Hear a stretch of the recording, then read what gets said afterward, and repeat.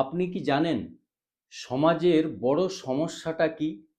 আমাদের সমাজে প্রশংসাকারীর চেয়ে সমালোচকের সংখ্যা অনেক বেশি। শৈশব থেকে মৃত্যু পর্যন্ত আমরা প্রশংসার চেয়ে 50 গুণ বেশি সমালোচনা পেয়ে থাকি।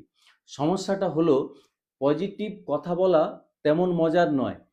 আপনি কাউকে 15 মিনিটের বেশি প্রশংসা করতেই পারবেন না, অথচ ঘন্টার পর ঘন্টা সমালোচনা করতে পারেন। বেশিরভাগ মানুষই নেগেটিভ, তাদের মন স্বভাবগতভাবেই নেগেটিভ। এটি অন্যতম বড় একটি বাধা। আর এ কারণেই সমালোচনা আমাদের সমাজের একটি অংশ হয়ে উঠেছে। আপনি যাই করুন না কেন, মানুষ আপনার সমালোচনা করার জন্য একটি কারণ খুঁজে নেবেই। আজ থেকে প্রতিজ্ঞা করুন, আপনি কারোর সম্পর্কে কোনো নেগেটিভ কথা বলবেন না এবং সর্বদা কেবল পজিটিভ চিন্তা ভাবনা করবেন। চলুন জেনে নেই একটা গল্পের মাধ্যমে সমালোচনার পরিণাম কি হতে পারে। এক রাজা তার প্রাসাদে ব্রাহ্মণ ভোজনের আয়োজন করেছিলেন। প্রাসাদের খোলা আঙিনায় রান্না চলছিল। এমন সময় একটি চিল তার নখ দিয়ে জ্যান্ত একটি সাপ ধরে আকাশে উড়ে যাচ্ছিল। নিজেকে বাঁচাতে সাপটি গর্জন করে বিষ উগরে দেয় এবং সেই বিষের কয়েক ফোঁটা খোলা আকাশের নিচে রান্না হতে থাকা খাবারের ওপর পড়ে। সেই বিষাক্ত খাবার খেয়ে নিমন্ত্রিত সকল ব্রাহ্মণ মৃত্যুবরণ করেন।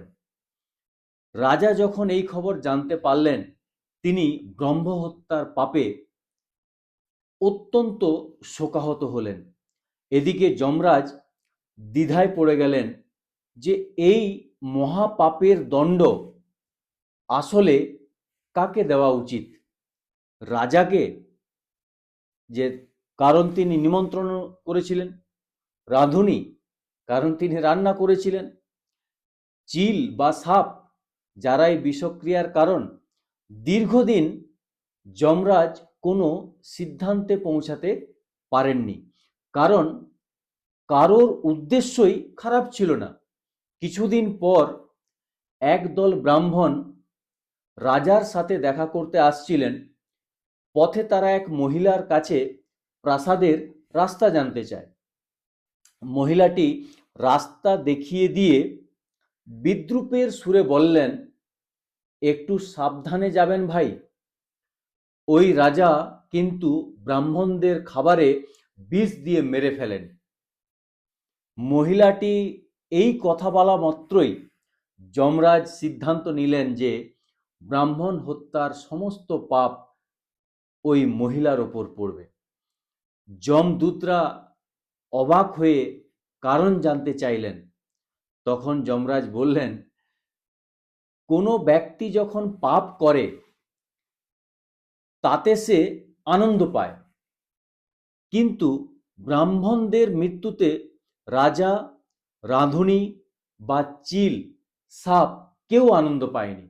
বরং এই মহিলা অন্যের নামে মিথ্যে নিন্দা করে বা এই দুর্ঘটনাকে অতিরঞ্জিত করে বলে পৈশাচিক আনন্দ পেয়েছেন। তাই এই পাপের ভাগীদার তিনি। আমরা প্রায় ভাবি যে আমরা বড় কোনো পাপ করিনি, তবু কেন জীবনে কষ্ট পাচ্ছি। আসলে আমরা প্রতিনিয়ত অন্যের সমালোচনা বা পরনিন্দা করে যে পরিমাণ পাপ সঞ্চয় করি, তার দণ্ডই আমাদের ভোগ করতে হয়। তাই পরনিন্দা, সমালোচনা থেকে দূরে থাকুন, সব সময় উৎসাহিত থাকুন এবং পজিটিভ থাকুন। ধন্যবাদ।